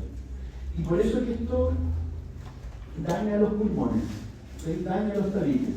Y mientras más dure el uso de la ventilación, más se hace el daño. O sea, es dependiente del tiempo. ¿Sí? Ahora, igual, hay unos ventiladores nuevos, que en realidad no son tan nuevos, pero son carísimos, que tienen una manera de regular la presión positiva, porque igual se basa en presión positiva, es decir, una presión desde afuera, uno infla desde afuera, eso es lo que está haciendo, pero tienen un sistema que amortigua los deltas de presión, no genera como así, no es como inflar un globo, sino que genera gradientes de presión para suavizar la expansión de estos alvéolos. ¿Sí? O sea, suaviza el impacto sobre los alvéolos que están más cerca de las vías de conducción. Y por lo tanto disminuye un poco el daño. ¿Sí? Ahora, después del COVID, ahora está lleno, no hay que hacer con los ventiladores mecánicos. Está todo lleno de ventiladores mecánicos. Cosa buena. ¿Sí? Ojalá no se tengan que usar, pero Pero antes no habían, ahora sobran. No hay que hacer con los ventiladores mecánicos. ¿Sí? ¿Se entiende, jóvenes, la diferencia, cierto? Aquí estamos viendo cómo sería una respiración fisiológica que se llama respiración con presión negativa versus una ventilación con presión positiva. La ventilación con presión positiva es el fundamento de la ventilación mecánica y provoca este fenómeno, sobre todo los ventiladores convencionales. ¿Ya? ¿Sí? ¿Alguna duda, jóvenes? ¿No? Díganme. Había un tipo de ventilación, no sé si tiene razón, pero que era como un círculo donde se metía todo en la cabeza y era para los niños, que hubo una época. Sí, esas son las cánulas que se usaron, unas cánulas pero esos no son ventiladores mecánicos. Ah, ya, no. Yo pensé que estaban hablando de que para el COVID metían ahí a esas cosas a la gente, ¿no? O el otro tipo de ventiladores. Son ventiladores con sonda, hay que intubar, hay que poner una sonda nasotraqueal y además conectar el ventilador. ¿Sí? Okay. Y ahora vamos a hablar un poquito, con esto terminamos. Nos quedan como 4 diapositivas. ¿Sí? Y es que el volumen pulmonar depende de 3 parámetros. Todo el volumen pulmonar y por tanto, el parámetro importante, el parámetro relevante, lo que queremos regular es el volumen pulmonar, porque finalmente de eso depende cuánto aire entra a los pulmones. ¿Sí? Ese es el parámetro que nos importa, cuánto aire entra en los pulmones y sale, obviamente, entra y sale cada ciclo respiratorio. Ese volumen depende de 3 parámetros. Por una parte depende de la mecánica pulmonar, que es lo que hemos hablado todo este rato, de las propiedades elásticas del parénquima, de la compliance del parénquima, ¿sí? Del surfactante pulmonar, de la interdependencia alveolar. ¿Sí? A todo eso se refiere con mecánica pulmonar. ¿Sí? Esa es una arista del proceso. La otra es la mecánica de la pared torácica, que nosotros vamos a hablar nada prácticamente, porque eso es una disposición anatómica, básicamente. ¿Sí? ¿Sí? Y esa es la mecánica de la pared. Y la otra, y lo otro de lo cual depende, es de los músculos de la respiración. ¿Sí? Por lo tanto, de estos 3 parámetros depende el volumen pulmonar, y en conjunto ellos convergen, o para que se genere cambios de volumen pulmonar, se debe realizar un trabajo respiratorio. ¿Se acuerdan que en cardio también hablamos de un trabajo cardiorrespiratorio? Acá también vamos a hablar de un trabajo respiratorio. Y este trabajo, de acuerdo a la definición de termodinámica clásica, es proporcional a esto. Esto es de termodinámica pura. Delta V por delta P. ¿Sí? Un cambio de volumen asociado a un cambio de presión. ¿Sí? El trabajo respiratorio es proporcional, más o menos, al cambio de volumen pulmonar y los cambios de presión que están asociados al flujo de aire. Entonces, estos cambios de volúmenes están asociados a todo el aparato ventilatorio, es decir, al parénquima, e involucra los músculos, involucra el tórax, ¿cierto? El tórax, el parénquima pulmonar y los músculos de la respiración. ¿Y esto involucra qué cosa? Si esto involucra cambio de volumen, ¿esto qué involucrará? Flujo, los flujos, muy bien. El flujo másico a través de las vías de conducción. Muy bien. Dame un segundo, quiero entonces que esté bien claro. El trabajo respiratorio que va a impactar directamente en el volumen pulmonar depende de cambios de volumen que están asociados a la mecánica pulmonar, a la mecánica de la pared torácica y a los músculos de la respiración. ¿Sí? Ahí está involucrado un cambio de volumen que, insisto, involucra trabajo, o sea, realizar un trabajo. ¿Sí? Y por otro lado también es dependiente del cambio de presión. Y el cambio de presión, el trabajo asociado al cambio de presión, depende principalmente del flujo de aire a través de las vías de conducción. A través de todo el árbol pulmonar en realidad. ¿Sí? Pero tiene que ver con el flujo de aire. ¿Sí? Esto es cambio de volumen, cambio de flujo, que están íntimamente relacionados, ¿cierto? De esos 2 parámetros depende entonces el trabajo respiratorio. Y aquí hay una parte importante del trabajo que es elástico, ¿sí? Trabajo elástico que tiene que ver con superar la retracción de la pared torácica, la retracción del parénquima pulmonar y la tensión superficial alveolar. Estos tres elementos se consideran trabajo elástico, ¿sí? Que están vinculados a delta T, sin duda. Contribuyen o tributan a ese componente del trabajo, ¿sí? Pero también hay un trabajo de resistencia, un trabajo resistivo. Entonces tenemos un trabajo elástico y un trabajo de resistencia. Y ese trabajo de resistencia está dado por dos elementos: la resistencia tisular pulmonar, es decir, la fricción, el roce que produce el cambio de volumen del pulmón, de los pulmones, ¿sí? Que eso ofrece una resistencia, ¿sí? Y dentro de esa resistencia pulmonar, esa resistencia que tiene que ver con la fricción del pulmón da cuenta de un 20%, y el otro componente que está asociado a la resistencia pulmonar es la resistencia de la vía aérea, que contribuye mayoritariamente a la resistencia por un 80%. ¿Sí? Y esto de resistencia de la vía aérea, que da cuenta del 80%, es el que está asociado al delta P. ¿Sí? Fíjense, no sacamos nada con tener un tremendo delta P si hay una enorme resistencia. ¿Sí? ¿Sí? ¿Les parece o no?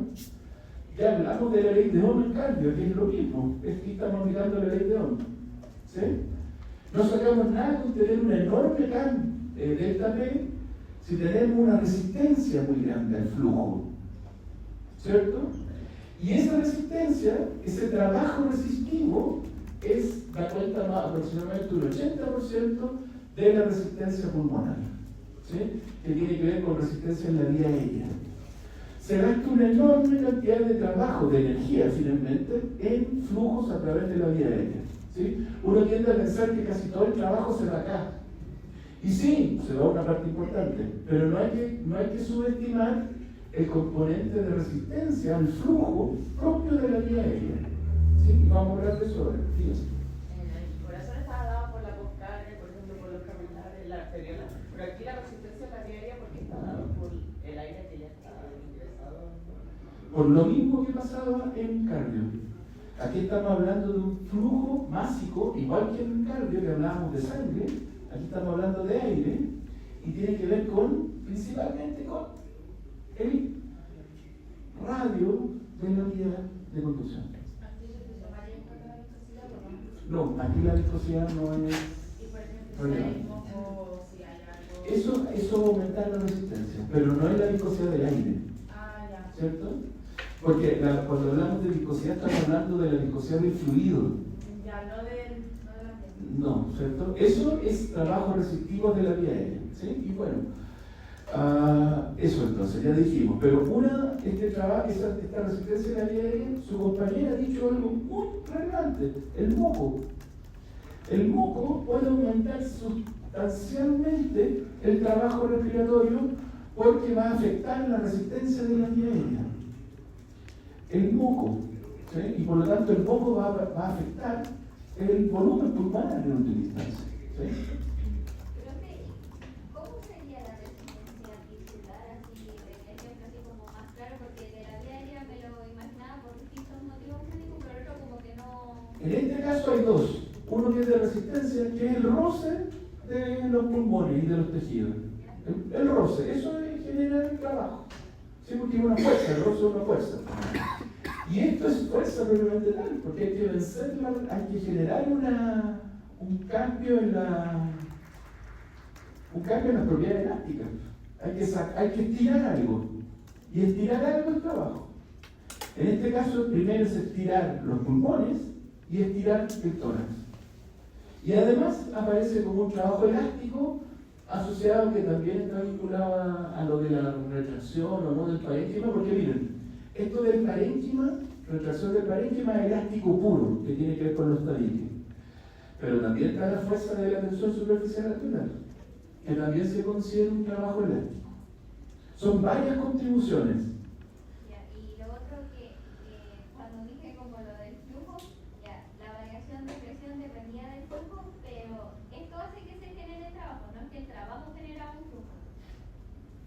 O sea, el flujo es un trabajo. Es un trabajo, es un tipo de trabajo. O sea que diríamos que como una multiplicación sería como directamente proporcional a la variación de la presión al trabajo, es decir, al flujo que se tiene. No directamente, es uno de los elementos. El trabajo depende de esto, de esto, de esto, de esto y de esto. De esos 5 componentes. ¿Sí? Depende de cada uno de ellos. Y los podemos clasificar en 2 grupos, los elásticos y los resistivos. ¿Sí? Ahora, esto es constante, o es más o menos constante. ¿Cuándo podría aumentar la fricción o cuándo podría haber alteración en el roce del tejido pulmonar? En pleuritis, muy bien. ¿Cierto? En una pleuritis habría un trabajo, pero eso es una condición patológica. ¿Sí? En pleuritis. ¿Sí? Ahí podría aumentar, podría haber cambios en la resistencia, habría que vencer esa fricción adicional, pero es una condición rara. ¿Sí? Esto es, a ver, si tenemos un pulmón sano, no fibroso, no enfisémico, esto es normal, pues. ¿Sí? Si tenemos la musculatura y los nervios que controlan la musculatura sana también, del diafragma y del tórax, también esto es más o menos constante. Y esto también es constante, porque tiene que ver con la cantidad de alvéolos que uno tiene y con la cantidad de surfactantes, pero ya dijimos que también con los mecanismos de producción de surfactantes más o menos constantes.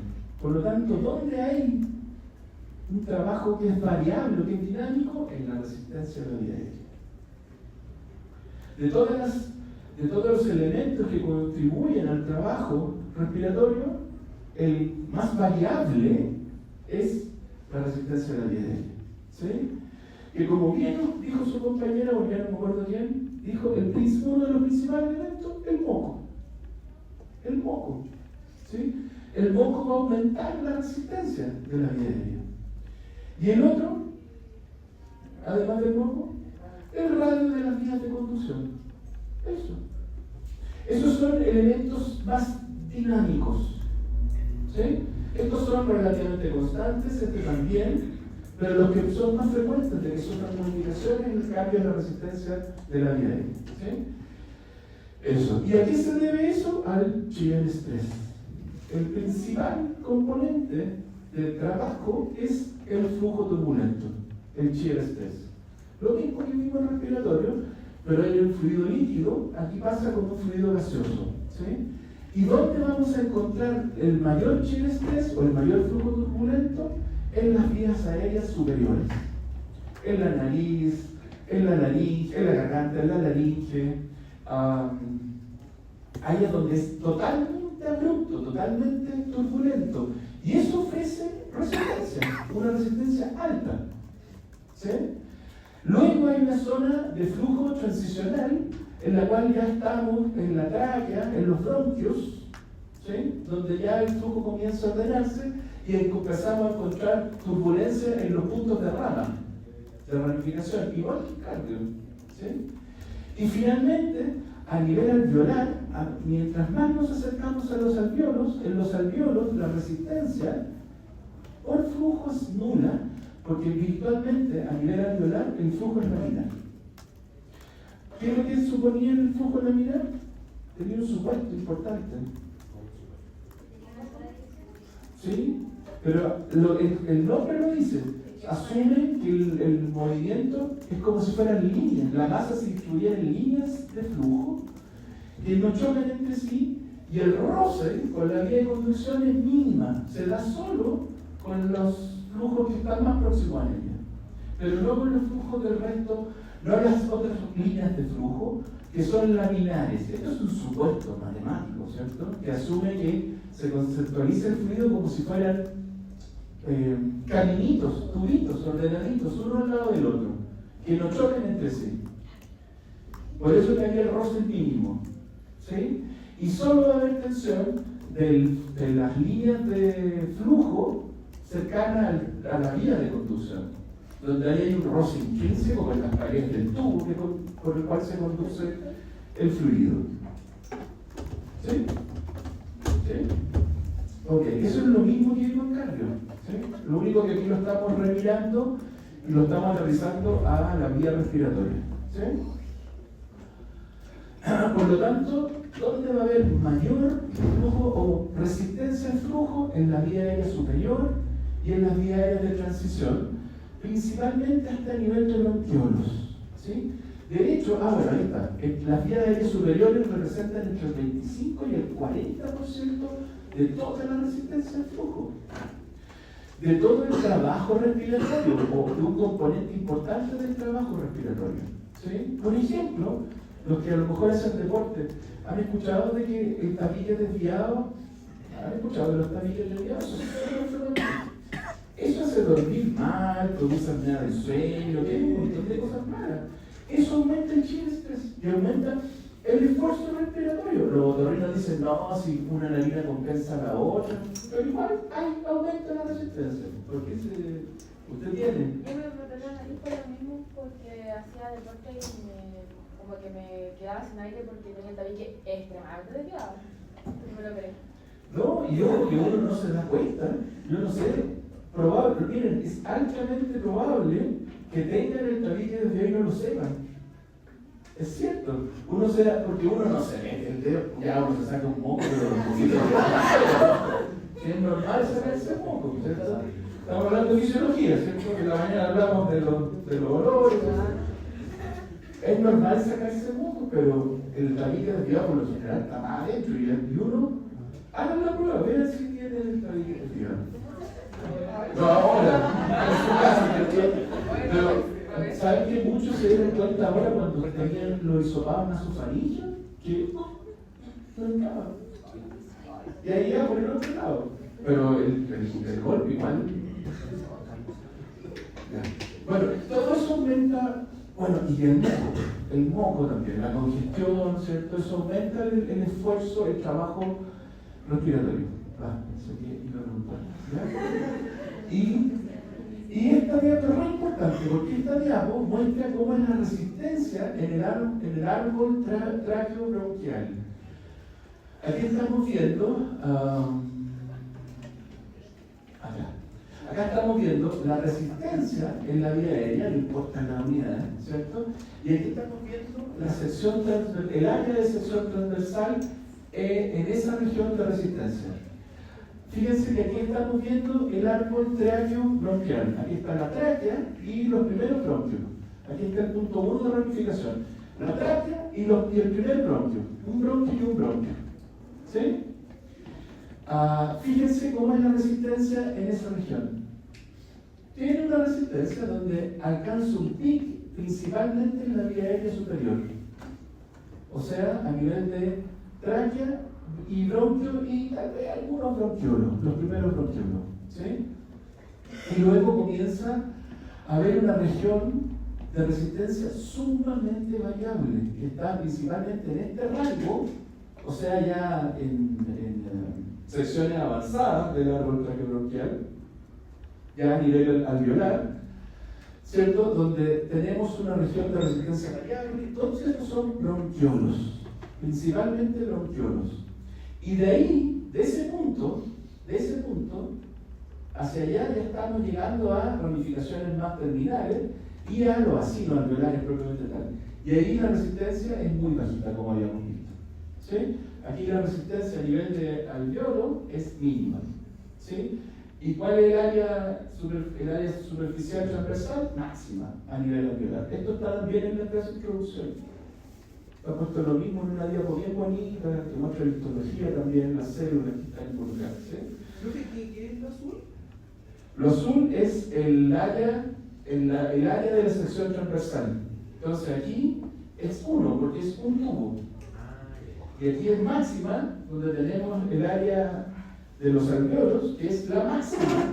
Miren, 10.000 centímetros cuadrados de área superficial, que son los alveolos. ¿Sí? Ahora, esta diapo es súper importante porque muestra la región en la cual podemos regular flujo de manera activa. Regular flujo de manera activa. En esta región, que tiene una resistencia que parte de un número relativo, ¿cierto? Y llega a un máximo. Todo esto son, o se considera, dado en la región del árbol bronquial, una resistencia fija, constante, inamovible, que podría aumentar porque haya más moco. Pero esa vía de conducción no tiene nada que regular, porque ahí hay cartílago. No tenemos cómo regular el lumen de esa región porque hay cartílago. ¿Sí? Tampoco vamos a regular el lumen de los vacinos, ¿por qué? De los vacinos de la región alveolar, porque no hay músculo, pero está en la región de los bronquiolos. Y esa región es la susceptible de regular de manera significativa la resistencia al flujo. Por eso que aparece que esta región es variable, de resistencia variable. Y aquí es súper importante. ¿De qué depende eso?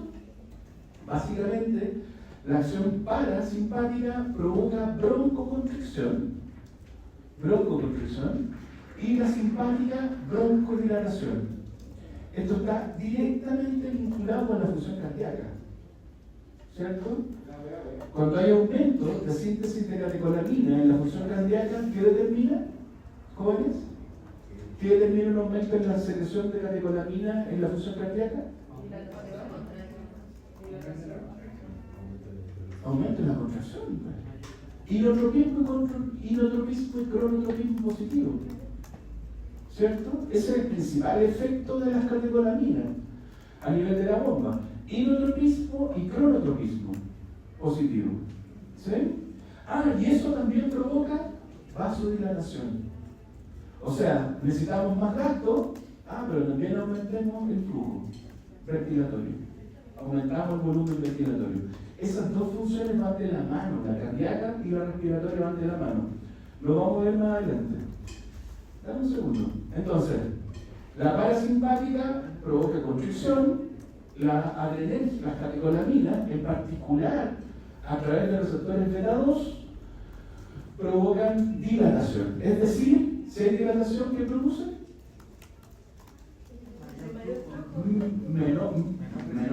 Si hay dilatación, el radio aumenta, disminuye la resistencia, aumenta el flujo, disminuye el trabajo.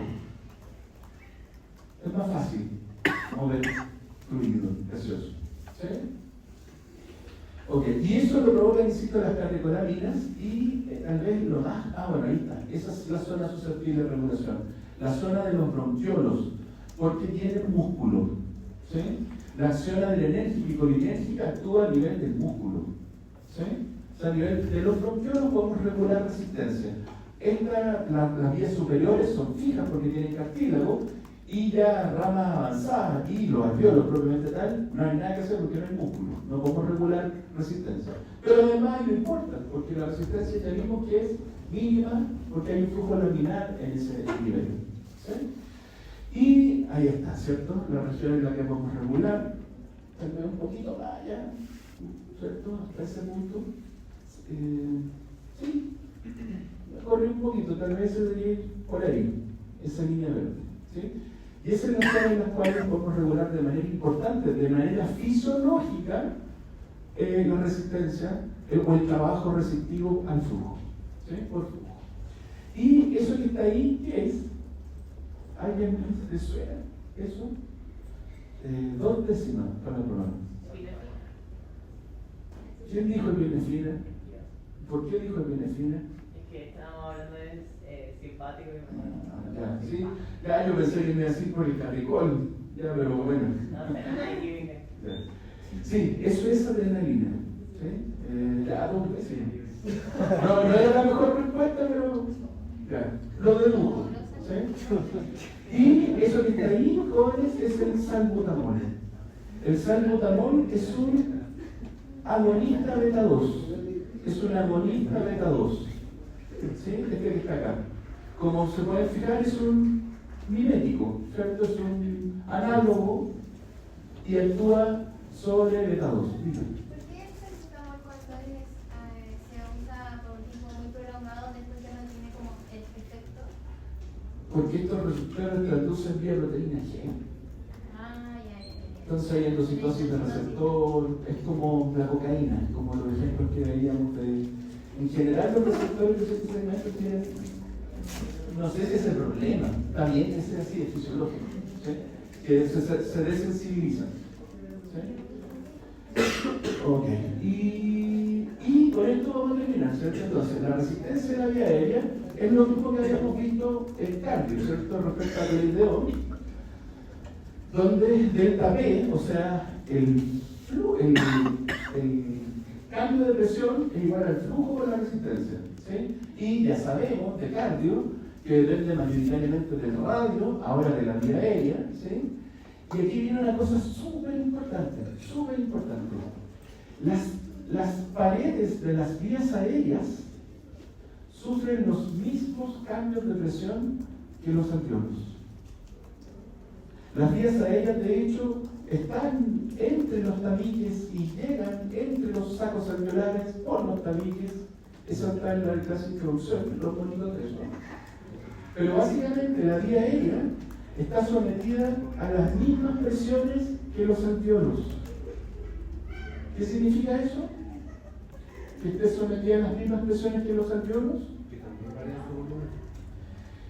Que también primero tienen una presión transmural y que también son sensibles a cambios en la presión intrapleural y que también tienen obviamente una presión intravía aérea. ¿Sí? Entonces, fíjense, en la inspiración, como la presión intrapleural disminuye, la presión transmural de la vía aérea aumenta, al igual que la alveolar. Durante la inspiración, dado que la presión intrapleural disminuye, por el efecto de la tracción de los tabiques alveolares, también las vías de conducción que están entre los tabiques también se abren, también se distienden. ¿Sí? Y hay una presión transmural, bueno, como está acá, ¿cierto? La presión intrapleural disminuye y la presión transmural de la vía aérea aumenta. En reposo, ¿cuál sería la presión transmural de la vía aérea? En reposo, 0, igual que los alveolos. ¿Sí? Por lo tanto, si la presión intrapleural disminuye durante la inspiración, la presión transmural de la vía aérea, al igual que la de los alveolos, aumenta. Por lo tanto, el radio de la vía aumenta, y si disminuye el radio, perdón, si aumenta el radio, disminuye la resistencia de la vía. Y eso se resume en eso que está ahí. Miren eso, por favor.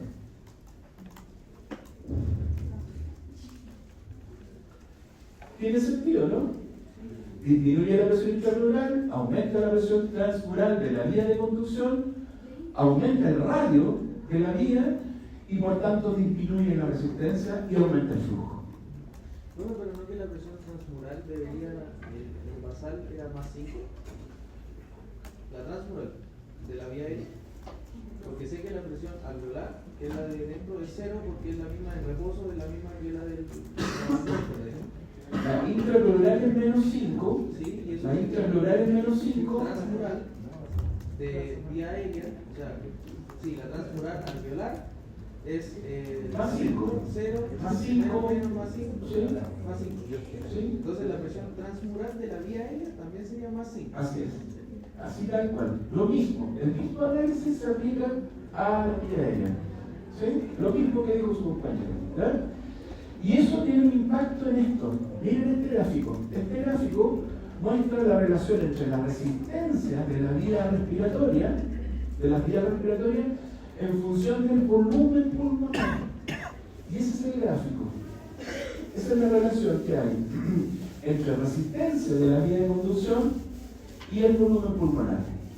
Donde este volumen de acá es el volumen residual, que es el mínimo volumen que podemos alojar en los pulmones, que aquí en este monito ya da 2 litros de aire, de volumen, ¿sí? Y aquí está el máximo volumen que podemos alojar en los pulmones, esto que está acá. Esto se llama capacidad pulmonar total. Así lo vamos a ver. Debe ser, esto es del inglés, ¿sí? Y nadie traduce, nadie escribe en español esa sigla, ¿verdad? Esto es capacidad L de lung, ¿cierto? Y capacidad pulmonar total. ¿Sí? Este es el máximo volumen que pueden alojar nuestros pulmones. Más que ese volumen, no cabe en los pulmones. ¿Sí? En otras palabras, eso es lo máximo que podemos inflar el pulmón. ¿Sí? Ya, ¿cómo es la resistencia cuando el volumen es máximo? Mínima. Por lo que acabo de ver recién. Si estamos en la máxima distensión, la capacidad pulmonar total, ya no puede haber más aire, estamos en la máxima distensión, eso mismo le pasa a las vías de conducción de aire. Por lo tanto, la resistencia es mínima en términos relativos si el volumen fuese pequeñito. A volúmenes pequeños, la resistencia es máxima en términos de porcentaje. Al mínimo volumen pulmonar, la resistencia es casi un 100%, máxima. Y a medida que aumentamos el volumen pulmonar, por ahí entre medio está la capacidad funcional residual, ¿cierto? Vamos a ver todos los volúmenes, ¿sí? Hasta llegar al máximo volumen posible donde la resistencia es mínima. ¿Sí? En otras palabras, ¿cómo podemos conceptualizar eso? A volúmenes pequeños, la presión intrapleural es mayor en términos relativos, y por tanto el radio disminuye y la resistencia aumenta, y a volúmenes grandes, pulmonares, la presión intrapleural es pequeña, es negativa, se hace más negativa, ¿cierto? Y por tanto el radio aumenta y la resistencia disminuye. Dígame. Pero es que por eso tendría que ver que la expiración sea más larga que la inspiración, porque estamos como en un momento de alto volumen donde la resistencia es mínima, pero después a medida que uno va sacando el aire, va disminuyendo el volumen y cuesta más sacarlo como casi por completo. Tiene que ver más que eso, que la expiración dura más que la inspiración, tiene que ver simplemente con que la expiración es un fenómeno pasivo. La expiración en reposo no involucra participación de ningún músculo. La respiración tranquila, la expiración tranquila. Por eso es más larga. En cambio, en la primera hay un trabajo, hay un esfuerzo que genera que sea más rápida. En cambio, la salida es pasiva. Es simplemente volver al volumen basal. Y si fuera forzada, ahí no sería más la resistencia. Exacto, ahí sí. Qué buena observación. De hecho, cuando nosotros queremos expulsar el máximo que, imagínense, inspiramos, hasta cuando, inspire, hasta cuando, hasta acá, hasta la capacidad pulmonar total, lo máximo que pueda. Inspire, está totalmente hinchado, y luego empieza a expulsar. Expulse, bote. Estamos disminuyendo el volumen. Desde el máximo volumen, vamos disminuyendo el volumen, pero ¿qué pasa? ¿Alguien ha hecho ese esfuerzo? ¿Alguien se ha hecho una espirometría? Que cuando al final, como que te da ganas de toser, como que cuesta. Eso es porque la vía aérea, al volumen, cuando ya se está acercando al volumen residual, la vía aérea colapsa o tiende a colapsar. ¿Sí? De hecho, ahí se da un fenómeno adicional, pero que prefiero que lo veamos en otro momento. ¿Sí? Un fenómeno de compresión hiperdinámica, que es lo que vamos a ver en otro momento. ¿Ya? Eso. ¿Dudas con esto, jóvenes? ¿Ven que es simple? Lo bueno de esto es que esto ya nos deja muy cerca de seguir entendiendo los volúmenes pulmonares, ¿sí? Que son, entre paréntesis, volúmenes estáticos. Y la clave de eso es que la vía aérea está conectada a los tabiques también. Por lo tanto, cuando los tabiques se estiran, también estiran la vía aérea. Ahora, ¿tiene sentido, jóvenes, que cuando aumenta el volumen pulmonar disminuya la resistencia? Tiene todo el sentido, pues, ¿cierto? Aumenta el volumen y ese mismo evento de aumentar el volumen facilita el flujo de entrada. Tiene todo el sentido. ¿Sí?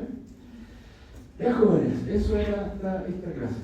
Vamos bien, yo creo que vamos a alcanzar a terminar. Yo le dije al Fabián, con ese tiempo lo que alcance. ¿Sí? Pero yo creo que hemos hecho eso.